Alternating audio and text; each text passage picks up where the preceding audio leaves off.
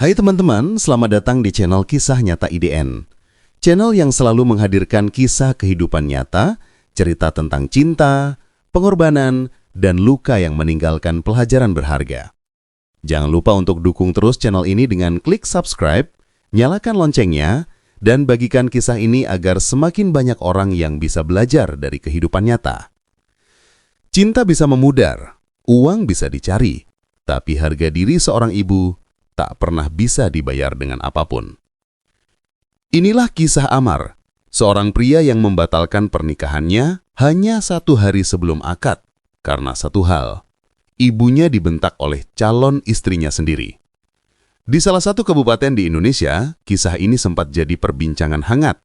Nama Amar mendadak dikenal banyak orang bukan karena pesta pernikahannya, tapi karena keberaniannya mengambil keputusan besar yang jarang dilakukan pria lain. Amar adalah lelaki sederhana. Ia bekerja sebagai teknisi proyek dan dikenal jujur serta pekerja keras. Sejak 2 tahun lalu, ia menjalin hubungan dengan Laila, perempuan yang ia cintai dan rencanakan untuk dinikahi.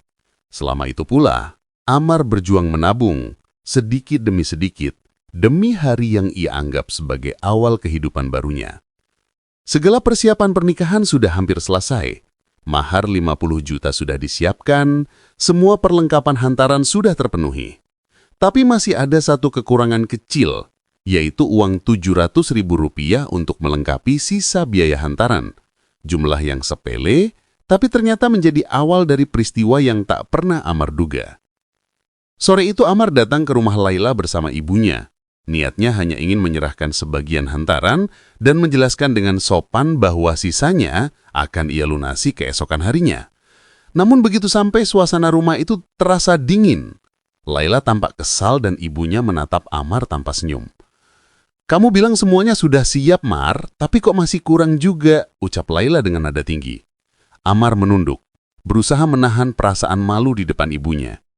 "Iya sayang, cuma 700.000. Besok langsung saya lunasi." Ibunya Amar mencoba menenangkan. Dengan suara lembut ia berkata, "Nak, jangan marah ya. Amar udah berusaha keras buat ini. Kadang rezeki datangnya emang agak terlambat." Namun belum sempat suasana mereda, Laila justru menjawab dengan nada meninggi. "Bu, maaf, tapi ini urusan saya sama Amar. Ibu jangan ikut campur." Kalimat itu membuat semuanya terdiam. Ibu Amar menatap ke bawah. Bibirnya bergetar menahan air mata. Amar yang duduk di samping langsung terdiam. Tatapan matanya kosong, antara marah, kaget, dan tidak percaya.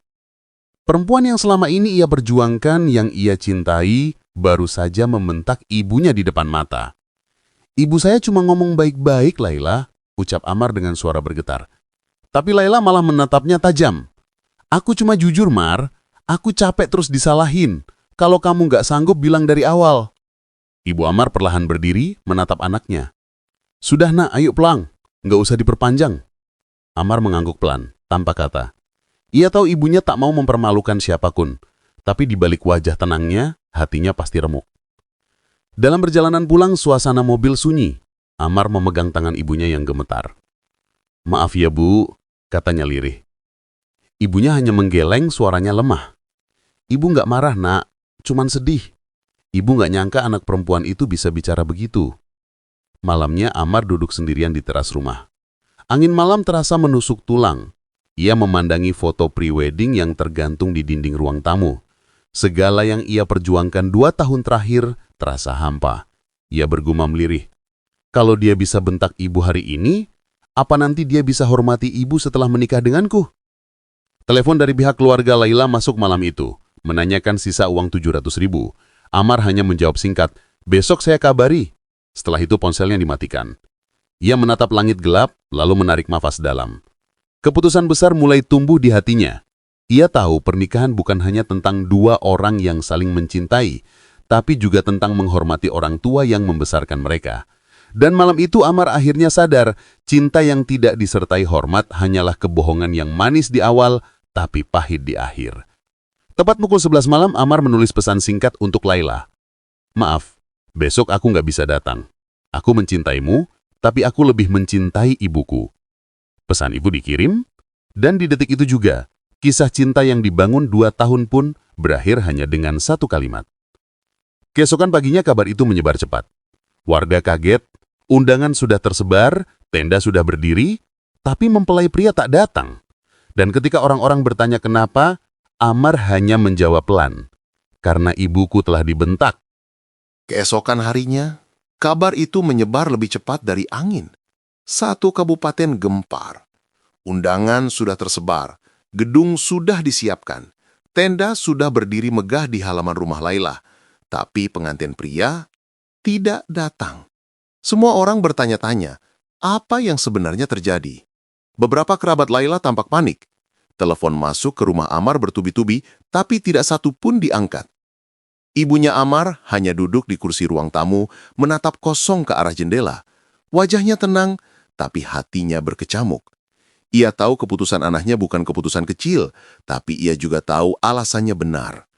Pagi itu, Amar hanya duduk di depan rumah dengan mata bengkak.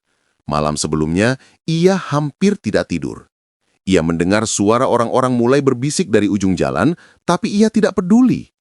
Di dalam hatinya hanya ada satu kalimat yang berulang.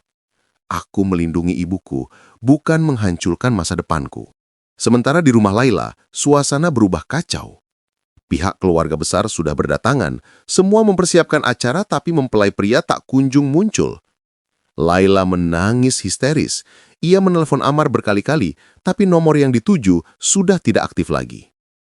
Ibunya Laila berusaha menenangkan, tapi dalam hati ia tahu ada sesuatu yang lebih besar dari sekedar uang 700.000. Mungkin Amar marah, katanya pelan. Tapi Laila membentak balik. "Aku cuma ngomong jujur waktu itu, Ma. Masa cuma karena itu dia batalin semua?" Waktu berjalan lambat hari itu. Di luar, hujan turun perlahan, seolah ikut merasakan dinginnya hati yang patah. Amar duduk di ruang tamu menatap ibunya. "Bu, orang-orang pasti ngomong yang enggak-enggak," katanya pelan. Ibunya hanya tersenyum tipis. "Biar saja, Nak. Orang boleh berbicara apa saja. Yang penting ibu tahu kamu sudah benar." Sore itu, beberapa tetangga datang. Ada yang ingin tahu cerita sebenarnya, ada yang cuma ingin bergosip. Amar menjawab semua dengan sopan, tapi singkat. Ia tidak ingin memperpanjang. "Saya cuma nggak bisa menikah dengan seseorang yang tidak bisa menghormati ibu saya," katanya tegas. Kata-kata itu menyebar cepat. Di warung, di pasar, di media sosial, semua membicarakan Amar. Ada yang memuji keputusannya, ada pula yang mencibir. Tapi Amar tak membalas satu pun komentar. Ia memilih diam karena bagi dia, diam adalah cara paling terhormat untuk menjaga nama baik keluarga. Beberapa hari kemudian, Laila datang ke rumah Amar bersama pamannya. Wajahnya sembab, matanya merah. Ia memohon agar Amar mau berbicara. "Aku minta maaf, Mar. Aku hilaf waktu itu. Aku cuma lelah," katanya sambil menangis. Amar menatapnya lama, matanya kosong. "Aku tahu kamu lelah, tapi kata-kata kamu ke ibu gak bisa aku lupakan." Laila menangis lebih keras.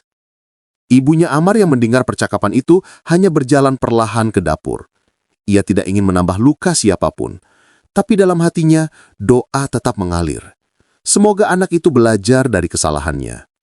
Paman Laila akhirnya bicara. "Nak, kadang emosi bisa merusak segalanya. Tapi kalau kamu mau memaafkan, rumah tangga bisa dibangun kembali." Amar menggeleng pelan. "Saya bisa memaafkan, Pak. Tapi saya nggak bisa memaksa hati saya untuk percaya lagi."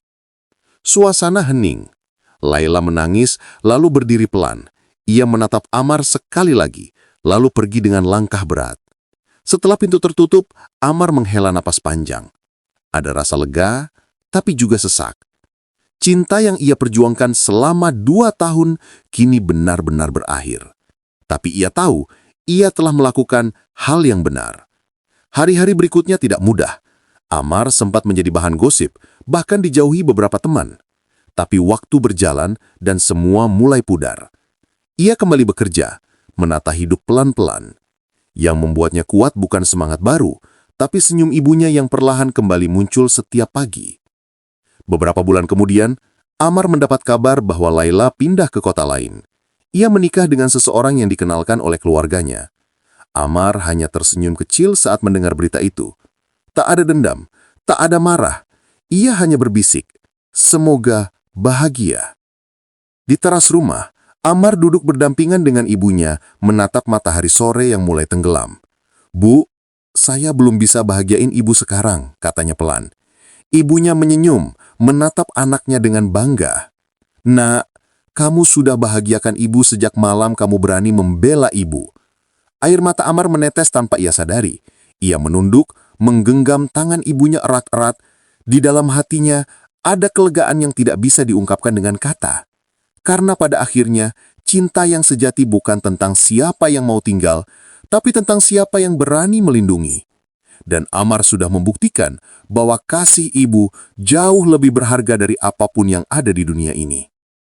Teman-teman, dari kisah Amar kita belajar, kadang cinta harus kalah oleh bakti, karena tak ada pernikahan yang bisa berdiri di atas luka seorang ibu. Terima kasih sudah menonton kisah ini. Jangan lupa tinggalkan like, komentar, dan subscribe agar kamu tidak ketinggalan cerita kehidupan lainnya. Sampai jumpa di video berikutnya hanya di Kisah Nyata IDN, tempat di mana setiap cerita punya makna.